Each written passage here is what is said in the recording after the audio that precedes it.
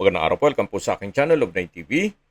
Patalasasan po, meron po ba kayong mga properties na napapabayaan or non-performing assets?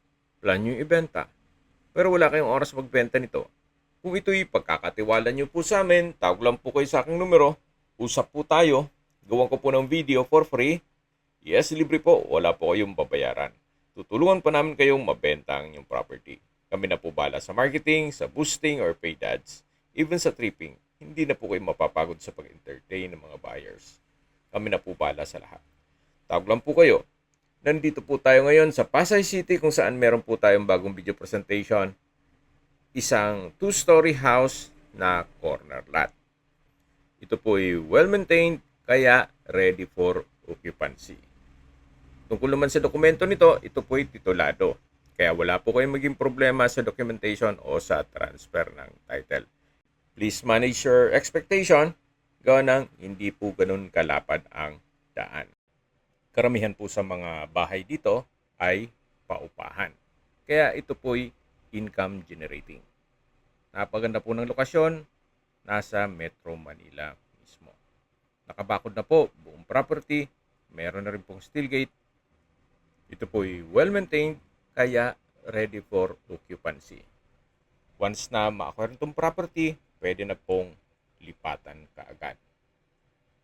So ito po yung steel gate at dito naman po yung corner side hanggang dun sa kabilang street po. Yan, hanggang dun ang property line. Ito pong bakod ay konkreto tong sa baba, then sa taas ay steel grill. Then dito po sa taas, yung sliding glass window ay may security grill din po. At dito po sa dulo ay meron din pong steel gate. Then sa taas po ay may water tank o overhead tank in case ng water shortage. Pero okay naman po ang water supply dito. Okay, sa detalye na tayo. Ito pong property ni na madam ay may lot area na 50 square meters at corner lot. Ito pong bahay ay may floor area na 90 square meters more or less. Ito po ay 2-story at may attic. Then yan po yung setback. Hanggang dito sa kabilang side na may grotto. Itong main door ay naka-double screen door at solid wood door. Samahan niyo po ako, pasok po tayo. Ito po yung living area o salas. Then sa dulo po yung dining area. Naka-tile flooring na rin po ito. Sa pintura naman po ng wall at ceiling, so far maayos naman. Then may mga moldura na rin po itong kisame. At mula po dito sa living area, dito naman po yung dining area. Then meron pong mga security grill, itong glass window. At yan po yung hagdan naman papunta sa second floor. Dito naman po yung formal kitchen. Naka-granite kitchen countertop, stainless sink with faucet, wall-mounted cabinet, may center lamp, at storage ng kitchen utensils. Ito naman po yung common toilet and bath. Maayos naman ang toilet fixtures, naka-tile bathroom wall, may shower enclosure, at may overhead shower. So far okay din po dito, wala po kayong papagawa. Ganun din po dito sa kusina, na kung saan galing na po tayo dito kanina. Then meron pong access door dito sa kabilang side na naka-solid wood door. Ito naman po yung service area na may tile countertop with faucet, then may wooden rack, at ito po yung sa likod na access gate. Actually, galing na po tayo dito kanina. Ito po yung pinakita ko na sa dulong part nitong property. At yan po yung bakod. Then yung corner side naman sa dulo. Halos lahat pong mga kabahayan dyan ay mga paupahan po yan. At hindi naman nababakante. Gawa ng Napaganda po ng lokasyon nito para sa isang rental business. So balik po ulit tayo dito sa dining area, then sa dulo naman yung living area, then matatanaw natin yung main door. Bago po tayo umakyat, meron pong isang storage room o understair storage na pwede pong paglagyan ng mga kagamitan. Nagamit po nila yung mga espasyo. Magaling din yung naisip nito. Okay, balik po ulit tayo dito sa may living area. At yan po ulit yung hagdan.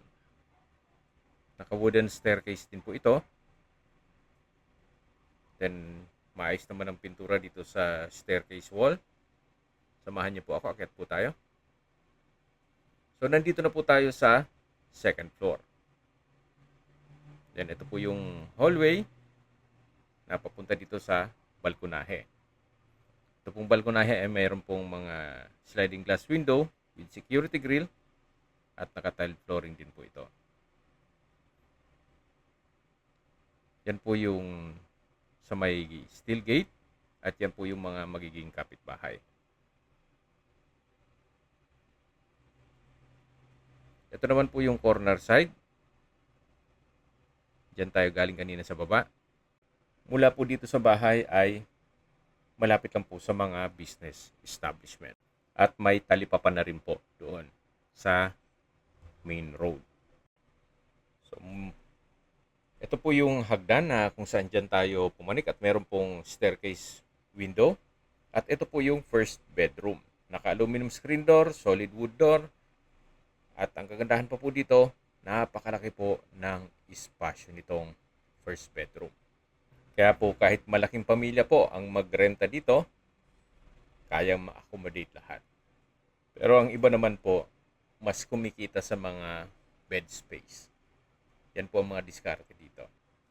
Pero depende pa rin yan sa inyo kung anong pwede nyong gawin once na ma-acquire nyo ito. So yan po yung pintuan na dyan tayo pumasok kanina. At meron din pong understair storage din dito. Yan, pwede kayong maglagay ng mga gamit dito. Then, isa rin po sa nakakapaliwalas dito itong malaking glass window na may security grill na rin. Pakita ko na po sa inyo yung walk-in closet at yung banyo. Naka-solid wood door na rin po ito. Then, ito po yung tinutukoy ko sa inyo na walk-in closet na may drawer at mahaba po ito hanggang dun sa dulo. Kung talagang rental business, possible din po itong gawing another room. Para sa espasyong ganito dito sa Metro Manila, malaki na po ito. Ang makaka-relate po niyan yung mga tumira sa Manila. Okay, ito naman po yung toilet and bath. Sa toilet fixtures, maayos. Then, from floor to ceiling po ang tile bathroom wall, may shower enclosure, at may overhead shower. Halos same setup lang nung banyo dun sa baba. So, yan po ulit yung walk-in closet.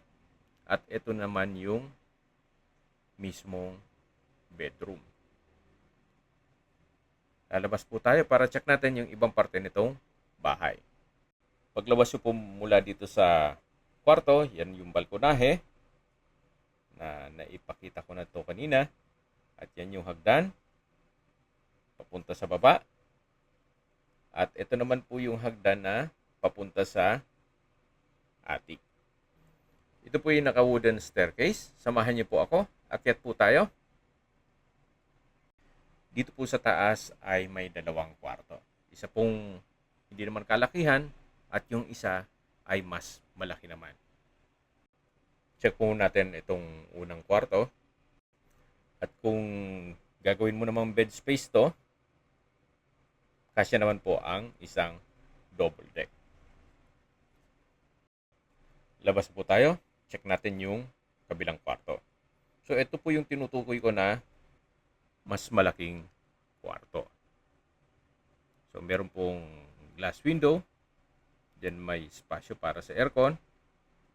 Then meron din pong mga wooden rack na rin sa gilid nito. Ito pong glass window ay may aluminum screen at security grill. Meron din pong mga built-in cabinet sa gilid at may outlet na rin. Habang naglilibot po tayo at pinagmamasdan nyo po itong buong kabahayan, pag-usapan natin ang distance, location at travel time. Mula po sa airport o sa Terminal 3 o sa Resorts World, ang distance is 3.8 kilometers at ang travel time is 10 minutes. Mula naman po sa BGC o Bonifacio Global City, na kung saan nandun na po ang St. Luke's Hospital at mga business center, ang distance is 6.9 kilometers at ang travel time is 17 minutes kasama na ang traffic. Mula naman po sa Makati o sa business center ng Makati, ang distance is 8.1 kilometers at ang travel time is 18 minutes.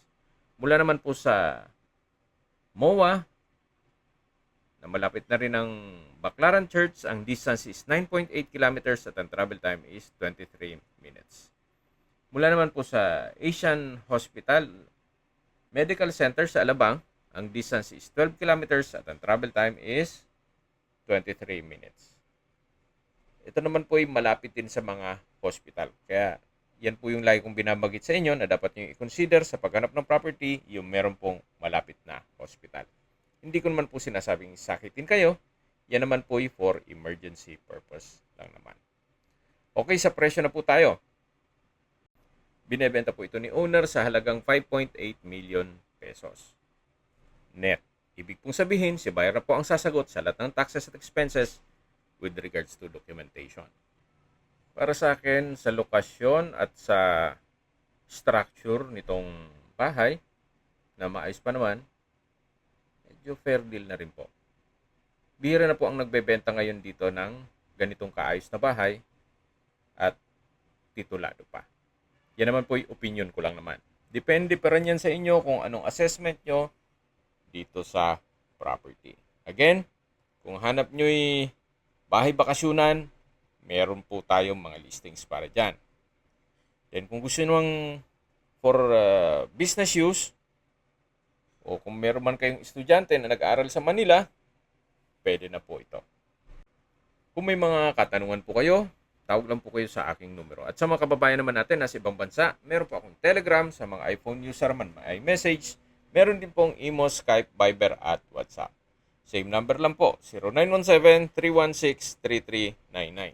Sa mga nagtatanong naman po ng aming Facebook, meron po aming Facebook page na Nov9 TV at Facebook Reels Video. Meron din pong TikTok at Instagram.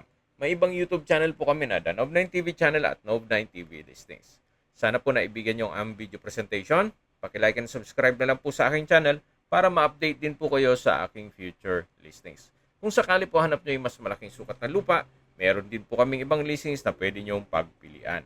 Huwag po kayong mag-atubiling tumawag sa amin, then let us know your budget para malaman namin kung anong property pwede naming ilok sa inyo. Sa lahat pong viewers, subscriber at nagtiwala po sa amin, salamat po sa suporta. Ingat po kayo lagi at yung pamilya. Maraming salamat po.